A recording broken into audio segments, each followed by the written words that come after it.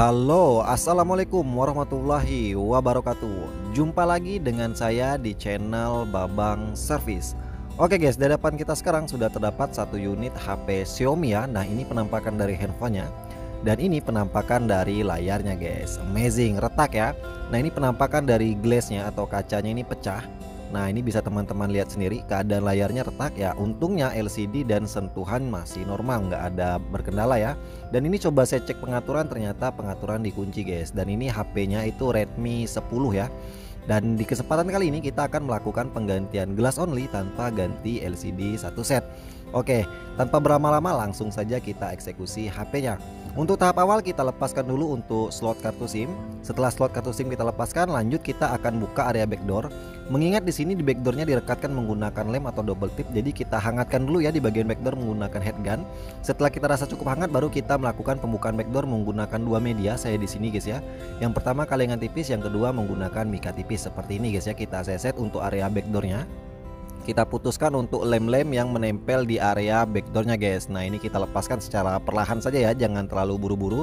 Karena ya untuk di Redmi Note 10 ini di bagian belakangnya itu plastik guys ya, bukan kaca. Dan tahap selanjutnya kita lepaskan semua baut-bautan di area penutup mesinnya ya, atau di area bezelnya. Nah, tahap selanjutnya kita lepaskan untuk area bezelnya atau bagian casingnya guys ya, kita lepaskan. Nah, di sini saya ada sedikit kecolongan guys ya. Ini saya coba kok keras, ternyata ada satu baut yang bersembunyi guys. Nah, ini di bawah penutup kameranya ternyata di situ ada satu baut lagi ya. Jadi saya kurang cek tadi sebelumnya guys. Jadi ini udah kita lepaskan bautnya, lanjut kita lepaskan lagi bezelnya atau casingnya. Namun jangan kebablasan guys ya, karena di bagian pinggirnya itu menempel flexible fingerprint, dia include dengan tombol power. Nah, selanjutnya kita lepaskan baterai dan kita lepaskan untuk penutup area bawahnya. Karena untuk di bagian di Redmi 10 ini dia menggunakan satu fleksibel ke atas dan fleksibel bawahnya itu nempel di fleksibel LCD. Jadi ekstra hati-hati ya untuk teman-teman untuk pembukaannya. Nah, tahap selanjutnya kita lepaskan untuk baterainya. Di sini saya gunakan bantuan pencongkel seperti ini. Hati-hati jangan sampai merobek baterainya guys. Nah, ini baterai udah kita lepaskan. Selanjutnya kita buat jalur di fleksibel LCD-nya untuk plastik pengaman di bagian double tip penahan baterainya kita pinggirkan dulu seperti ini. Kita buat jalur untuk fleksibel LCD-nya guys ya. Nah, tahap selanjutnya kita panaskan di area LCD-nya atau kita hangatkan menggunakan headgun, atau bisa juga menggunakan blower atau tempelkan di mesin separator juga boleh ya. Setelah kita rasa cukup hangat, baru kita lakukan pembukaan LCD. Di sini saya menggunakan dua media lagi. Yang pertama itu kalengan tipis dan yang kedua itu mika tipis. Nah, untuk tahap awal di sini saya gunakan kalengan tipis dulu guys ya. Nah, untuk kalengan tipis ini saya gunakan untuk menyeset lem-lem di area pinggiran-pinggiran LCD-nya. Karena untuk Redmi ini untuk bezel pinggir di bagian pinggir-pinggirnya itu lumayan tebal, jadi lemnya sedikit keras ya. Nah, untuk pembukaan lemnya sendiri itu saya menggunakan kalengan tipis ya, setidaknya meminimalisir kerusakan di area LCD. Karena sering saya sampaikan, kebanyakan dari teknisi ketika melakukan penggantian gelas hampir 50% itu gagalnya ketika membuka LCD dari frame. Sangat sulit ya, jadi ekstra hati-hati karena di sini kita ditugaskan hanya untuk mengganti glass atau kaca LCD, tidak melakukan penggantian LCD satu set. Jadi untuk membuka LCD-nya ya betul-betul ekstra hati-hati guys ya. Nah, di sini saya masih memutuskan untuk lem-lem area pinggirannya menggunakan kalengan tipis guys ya. Kita putuskan lem-lem pinggir secara perlahan. Ada yang bagian nyangkut kita lepaskan lagi seperti ini. Nah, ini kita hati-hati saja guys ya, jangan sampai kita paksa. Selanjutnya kita cari celah atau lapisan paling bawah dari LCD-nya. Nah, ini sedikit kita angkat, terus kita masukkan mika tipis seperti ini ke lapisan paling bawah guys ya dari LCD-nya. Setelah dapat langsung kita seset, kita putuskan keseluruhan lem-lemnya menggunakan mika tipis seperti ini guys ya. Namun jangan kebablasan ke area bawah karena di bagian bawah itu ada fleksibelnya guys ya, jangan dipaksa. Selanjutnya ini di sini bagian bawah ini agak sedikit keras, jadi saya sedikit seset ya menggunakan kalengan, jangan sampai kebablasan nanti takutnya kena fleksibelnya ya. Lanjut tinggal kita tarik seperti ini guys, dan berhasil ya, alhamdulillah. Namun jangan senang dulu, kita tes lagi ya LCD-nya, apakah ini LCD-nya masih normal atau tidak. Ini kita tes sama-sama, kita cek ya. Bismillahirrahmanirrahim. Alhamdulillah masih nampil Mi. Oke, kita tunggu dulu untuk proses loadingannya sampai masuk ke menu. Dan berhasil guys, berhasil masuk ke menu ya. Kita masukkan untuk sandi layar dan kita cek sama-sama. Ini keadaan LCD-nya masih normal ya, nggak ada cacat. Tanpa berlama-lama lanjut lagi untuk proses pengerjaannya guys. Baterai dan LCD kembali kita lepaskan. Frame kita pinggirkan dulu ya. Dan untuk di bagian fleksibel LCD yang menempel di kalengan belakang ini saya lepaskan dulu guys ya, agar LCD enak dipresisikan. Nah ini saya lepaskan untuk penahan di bagian fleksibelnya. Nah seperti ini guys ya. Lanjutnya kita ratakan LCD seperti ini dan kita tutupin pecahan kacanya menggunakan lakban bening seperti ini, agar pecahan kacanya tidak berhamburan, sekaligus juga memudahkan mesin separator agar bisa menyedot sempurna guys ya ketika proses pemisahan nanti. Nah ini kita tutupin menggunakan lakban. Lanjut kita rapikan lakban beningnya. Setelah rapi jangan lupa guys ya, mengingat ini kameranya pansol, jadi kita tutupin dulu untuk pansol tengah kameranya menggunakan lakban bening seperti ini. Dan lanjut kita bawa ke mesin separator. Oke, ini kita udah berada di mesin separator. Kita tempelkan LCD-nya di atas mesin separator. Kita hidupkan vakum dan pemanasnya kita biarkan hingga panas 75 sampai 85. Oke guys, ini udah berada di panas 80-an ya. Namun tinggal sesuaikan dengan separator teman masing-masing. Dan untuk pemisahnya di sini saya gunakan kawat mekanik berukuran 0,03. Yang mana perlu teman-teman ketahui, kawat mekanik 0,03 ini sebenarnya khusus untuk LCD yang berpanel OLED ya. Namun saya gunakan juga di LCD yang berpanel IPS. Fungsinya simpel saja, tujuannya simpel saja, untuk meminimalisir terkena lapisan polarit. Karena kalau terkena lapisan polarit otomatis layarnya bisa blank putih ya. Nah ini kita seset secara perlahan, jangan terburu-buru ya.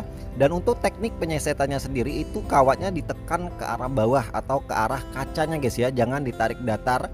Dan untuk penyesetan sendiri santai-santai saja, jangan terlalu buru-buru. Di sini bukan pengerjaan saya yang cepat, melainkan durasinya yang saya percepat guys ya. Nah ini kita seset secara perlahan, jangan terburu-buru saja, intinya santai-santai saja. Kita putuskan untuk semua lem OK yang lama guys ya, kita seset seperti ini. Dan untuk dekat pansol di bagian kameranya itu sedikit hati-hati, jangan sampai kita paksa tarik lurus, takutnya nanti malah terkena lapisan polarit di bagian atasnya ya. Nah ini kita ulangin lagi sampai lemnya betul-betul putus dan berhasil. Sepertinya aman ya, tidak terkena lapisan polarit, ini mantap. Lanjut, nah ini penampakannya ya, kita akan bersihkan bekas-bekas lem OK yang lama di bagian LCD-nya. Ini LCD kita presisikan di atas mesin separator, kita hidupkan vakumnya guys ya, namun pemanasnya saya matikan. Nah di sini saya akan melakukan pembersihan LCD-nya dari bekas-bekas lem OK yang lama menggunakan bantuan mekanik IR10 Pro. Namun kalau teman-teman belum ada alatnya, bisa gunakan pinset atau pelintir-pelintir menggunakan jari juga boleh ya. Nah ini kita bersihkan keseluruhan dari bekas-bekas lem OK yang lama seperti ini. Setelah itu lanjut kita bersihkan lagi menggunakan tisu dibantu minyak kayu putih seperti ini ya. Kita bersihkan sampai LCD-nya betul-betul bersih guys ya. Setelah bersih baru kita tes. Nah ini udah kinclong ya, udah tidak ada bekas-bekas lem yang lama lagi. Nah ini bisa teman-teman lihat hasilnya mantap ya. Lanjut kita bawa ke meja eksekusi. Oke guys, ini kita udah berada di meja eksekusi. Langsung saja kita tes LCD-nya ya, apakah masih normal atau tidak. Ini kita tes dulu ya. Kita cek sama-sama. Bismillahirrohmanirrohim. Alhamdulillah masih nampil Mi. Kita tunggu untuk loadingannya sampai masuk ke menu. Dan berhasil, mantap, langsung masuk ke menu ya. Kita masukkan sandi layar dan sama-sama kita cek ya di latar putih. Hasilnya mantap ya, LCD tidak ada cacat. Dan ini penampakan dari kaca yang lama dan LCD setelah kita pisahkan guys. Mantap ya. Oke, kita tanpa berlama-lama kita lanjutkan lagi untuk prosesnya ya. Kita lepaskan kembali baterai dan LCD-nya. Frame kita pinggirkan dulu, kaca yang lama dan yang baru kita pinggirkan dulu. Nah, untuk teman-teman pemula di sini mungkin yang udah lama bergabung di channel saya mungkin udah tahu ya. Di channel saya ini khususnya saya melakukan penggantian gelas menggunakan lem OK cair atau lem UV. Nah, yang ditakutin oleh para teman-teman pemula ini, para teknisi pemula khususnya ya, kalau menggunakan OK cair itu yang dikhawatirkan rembes atau lem OK-nya masuk ke dalam lapisan LCD. Nah, untuk meminimalisir rembes tadi, untuk mencegah rembes tadi, di sini saya gunakan bantuan lem T7000 berwarna hitam untuk menutupi area pinggiran-pinggiran LCD-nya. Karena perlu saya sampaikan kembali, kalau lem OK cair atau lem UV itu bisa rembes, bisa masuk ke dalam lapisan LCD lewat pinggiran guys. Jadi untuk mencegah rembes tadi, bagian pinggirannya ini kita tutupin menggunakan lem T7000 berwarna hitam seperti ini. Tapi untuk ya teman-teman pemula atau para teknisi pemula mungkin udah nggak asing ya dengan lem T7000 ini, karena lem ini juga sering kita gunakan untuk memasang LCD di frame. Jadi lem ini juga yang saya gunakan untuk menutup area pinggiran-pinggiran LCD-nya guys. Nah ini kita tutupin secara keseluruhan ya.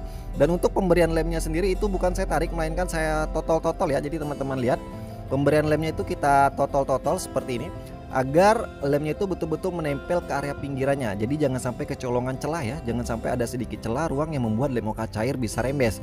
Termasuk di bagian bawah dekat fleksibelnya juga kita tutupin ya menggunakan lem seperti ini. Kita ratakan, kita tutupin, jangan sampai ada celah, ada ruang yang membuat lem oka cair bisa rembes. Dan di bagian atasnya juga kita tutupin yang area putihnya ini, karena di situ juga perbatasan lapisan, jadi bisa mengakibatkan rembes guys ya. Nah ini udah kita rapikan. Oke, ini udah kita tutupin keseluruhan untuk lem-lem di area pinggiran LCD-nya. Lanjut tinggal kita tunggu lemnya kering kurang lebih 15 menit. Oke guys, ini udah kurang lebih 15 menitan, lem pinggirnya udah kering sempurna ya. Lanjut kita bersihkan lagi di bagian LCD-nya. Di sini saya gunakan bantuan tisu dibantu minyak kayu putih. Kita bersihkan, pastikan betul-betul bersih ya, tidak ada bekas lem oka yang lama ataupun debu yang menempel, terutama di dekat panshol kameranya. Kita bersihkan ya. Setelah bersih baru kita tambahkan lem oka cair seperti ini. Untuk pemberian lem oka cair sendiri itu secukupnya saja guys ya, jangan terlalu berlebihan juga jangan sampai kekurangan. Dan untuk selanjutnya kita pasangkan kacanya dan tinggal kita ratakan untuk lem oka cairnya guys. Nah seperti ini tinggal kita dorong-dorong saja ke pinggir ya. Jadi untuk meratakan lem oka cair ini seperti ini. Dan sering saya sampaikan pantau gelembung, jangan sampai kecolongan gelembung guys ya. Kalau ada gelembung cepat didorong keluar. Nah ini kita cek, kalau ada gelembung kita dorong keluar dulu. Setelah betul-betul rapi tidak ada gelembung baru kita bersihkan untuk lem-lem yang meluber ke area pinggirannya guys. Jadi lem-lem yang meluber ketika kita ratakan lem oka cair tadi, ini kita bersihkan lagi ya, karena kalau misalkan lem yang meluber ini tidak kita bersihkan itu juga bisa mengakibatkan rembes. Jadi perlu teman-teman ekstra hati-hati, ekstra teliti kalau menggunakan oka cair ini guys ya. Selanjutnya di frame jangan lupa kamera dilepaskan dan kita cek framenya bengkok atau tidak. Kalau bengkok kita luruskan dulu ya. Setelah itu baru kita tambahkan tisu di atas framenya guys. Kita kasih bolongan pas untuk fleksibelnya saja seperti ini. Kita kasih jalur fleksibel ya. Setelah itu tinggal kita presisikan LCD-nya di frame. Nah fungsi dari frame ini agar LCD-nya nanti dengan kacanya ketika udah menyatu itu betul-betul presisi guys ya, nggak miring sana miring sini. Dan saya menggunakan tisu di sini simple saja. Yang pertama fungsinya untuk memudahkan ketika pengangkatan LCD dari frame kalau udah menyatu dan lem oka-nya udah kering ya. Selanjutnya juga fungsi tisu ini menyerap lem oka cair yang rembes atau yang meluber ke area pinggir. Jadi kalau ada lem oka yang meluber ke pinggir ketika dipres menggunakan karet ini, ya setidaknya langsung diserap oleh tisu. Jadi tidak ada celah, tidak ada ruang yang membuat lem oka cairnya bisa masuk guys ke dalam lapisan LCD-nya. Nah ini kita press, lanjut kita bersihkan di bagian LCD-nya sambil kita cek ya ada gelembung atau tidak. Kalau udah mantap lanjut kita bawa ke lampu ultraviolet. Oke, ini kita udah berada di depan box lampu UV. Kita masukkan LCD-nya ke dalam box lampu UV. Kita biarkan hingga kering guys ya. Kurang lebih itu durasinya 30 menit sampai dengan 1 jam. Karena lem oka cair ini tidak akan mau kering kalau tidak terkena sinar UV. Oke guys, balik lagi. Ini kurang lebih udah 30 menitan, hampir 1 jam. Ini udah kering sempurna ya untuk lem okanya. Lanjut kita bawa ke meja eksekusi. Oke guys, ini kita udah berada di meja eksekusi. Kita lepaskan kembali untuk karet pengepresnya. Ini udah kering sempurna ya untuk lem oka cairnya. Kita lepaskan untuk baterai dan LCD-nya guys. Kita lepaskan ya. Nah ini fungsi dari tisu ini memudahkan guys ya sebenarnya. Nah seperti ini agar enak diangkat. Selanjutnya ya juga bisa teman-teman lihat ada lem-lem yang meluber ke pinggir itu langsung diserap oleh tisunya. Jadi kita tidak memberikan celah untuk lem oka cair bisa rembes. Nah tahap selanjutnya jangan lupa bersihkan area pinggirannya. Ada bekas-bekas tisu yang lengket seperti ini kita bersihkan. Nah untuk pembersihan pinggirannya sendiri mungkin teman-teman bertanya ya. Di sini saya gunakan tisu dibantu dengan sedikit thinner. Nah baru kita bersihkan pinggirannya seperti ini. Sedikit thinner aja guys ya, jangan terlalu banyak. Kita bersihkan, termasuk di bagian bawahnya juga kita bersihkan. Jangan sampai ada bekas-bekas tisu guys ya, atau bekas-bekas lem. Kita bersihkan seperti ini sampai betul-betul bersih guys ya. Jangan sampai ada bekas-bekas tisunya guys ya, biar nggak terlalu jelek. Nah selanjutnya di frame juga jangan lupa kita bersihkan bekas-bekas lem okanya. Kita lap, kita bersihkan. Lanjut kita bersihkan lagi menggunakan sikat gigi bekas ya seperti ini. Dan di meja juga saya lap dulu ya biar enak dipandang. Lanjut kita tes guys ya sama-sama LCD-nya apakah ada rembes atau tidak. Kita cek ya. Di sini kita pasangkan kembali untuk baterai dan LCD-nya. Sama-sama kita tes. Bismillahirrahmanirrahim. Alhamdulillah masih nampil Mi. Oke, kita tunggu untuk proses loadingannya guys ya. Sambil nunggu loadingannya selesai, kita bersihkan untuk di bagian layarnya. Di sini saya gunakan bantuan tisu basah dan tisu kering ya untuk membersihkannya. Nih teman-teman bisa lihat sendiri hasilnya mantap tanpa rembes. Jadi kalau mau kaca rembes itu kelihatan seperti LCD habis kena air guys ya. Nah ini kita lepaskan untuk baterai dan LCD-nya kembali kita lepaskan. Oke, kita pinggirkan dulu ya. Kita cek di bagian LCD-nya apakah udah betul-betul bersih. Selanjutnya jangan lupa guys ya, kita lepaskan untuk lakban di bagian pansol kameranya. Ini kayak tutupin ya agar tidak terkena lem atau debu. Dan kita cek ternyata tetap jernih ya untuk kamera depan. Kita cek dulu ya ada sedikit buram atau tidak, ada bekas lem atau tidak. Kalau ada kotoran tepat kita lap dulu guys ya. Jangan sampai kita pasang baru kita ngeh kalau kameranya buram. Dan jangan lupa untuk di bagian saringan speaker atas juga pastikan udah terpasang. Setelah udah terpasang baru kita tambahkan lem di bagian pinggir-pinggiran frame seperti ini. Kita ratakan ya. Lemnya juga sama dengan yang saya gunakan untuk menutup area pinggiran LCD tadi. Ini lem T7000 berwarna hitam. Dan pemberian lemnya ya simple saja, sedikit-sedikit, tidak harus meluber ya. Jangan sampai meluber ke bawah karena kasihan kalau sana nanti dibuka sama teknisi lain karena sulit guys ya. Oke, setelah kita ratakan lanjut kita pasangkan untuk LCD-nya. Kita presisikan atas bawah kiri kanannya, kita cek betul-betul presisi atau tidak. Selanjutnya ya tinggal kita pasangkan untuk fleksibelnya. Dan ini ada plastik double tip penahan baterai, kembali kita presisikan. Untuk mesin bawah atau fleksibel atau konektor cas di bagian bawah kita pasangkan kembali untuk papan PCB bawahnya. Untuk antena eksternal kita pasangkan kembali, kita presisikan kembali guys ya. Setelah presisi kita pasangkan untuk area penutup mesin PCB bawahnya guys. Nah ini udah kita presisikan ya. Nah ini baterai kita pasangkan dan lanjut kita pasang untuk penutup area bawah. Dan kamera guys ya, tadi karena kameranya kita lepaskan, ini kita pasangkan kembali guys ya. Kamera depan kita pastikan bersih, tidak ada debu. Dan untuk kamera belakang kembali kita pasang sesuai tempatnya guys ya. Kita presisikan sesuai letaknya asal ya. Karena kamera tadi kalau nggak kita lepaskan takutnya terkena lem selama proses penyatuan LCD dengan kacanya. Jadi kalau untuk teman-teman pemula perlu dipantau ya. Selanjutnya kita pasangkan untuk casingnya atau bezelnya. Hati-hati guys ya, kan jangan sampai kelupaan masang fleksibel fingerprintnya dulu. Setelah kita presisikan seperti ini, lanjut kita pasang baut dulu di bagian dekat kameranya. Kita bersihkan area kamera dan kita pasang untuk pelindung di bagian kaca kameranya guys. Ini kita pasangkan, lanjut kita pasangkan semua baut-bautan di area casingnya. Setelah baut terpasang kita tambahkan lem di pinggir-pinggirannya seperti ini. Lemnya juga sama ya, T7000 berwarna hitam. Tipis-tipis saja guys ya, jangan terlalu banyak, jangan terlalu meluber. Kita ratakan seperti ini. Nah ini udah rata, lanjut frame juga udah saya bersihkan ya. Untuk bukan frame, backdoor juga udah saya bersihkan. Dan lanjut kita presisikan guys. Untuk kartu kembali kita pasangkan ya. Untuk kartunya SIM 1 dan SIM 2 kita pasangkan kembali guys. Kita rakit kembali ya handphonenya. Dan tahap selanjutnya tinggal kita press LCD-nya agar betul-betul rapat ya. Untuk pengepresan sendiri saya gunakan bantuan karet gelang saja seperti ini. Kalau teman-teman menggunakan penjepit khusus untuk LCD juga boleh. Ya kalau teman-teman menggunakan lakban juga boleh, ya menggunakan karet seperti saya ini juga boleh. Tinggal tergantung selera teman-teman saja ya. Nah selanjutnya tinggal kita tunggu lemnya kering kurang lebih 30 menit. Oke guys, balik lagi, ini kurang lebih hampir 1 jam ya saya diamkan. Ini lemnya udah kering sempurna. Lanjut kita lepaskan untuk karet-karet pengepresnya guys. Kita lepaskan kembali ya.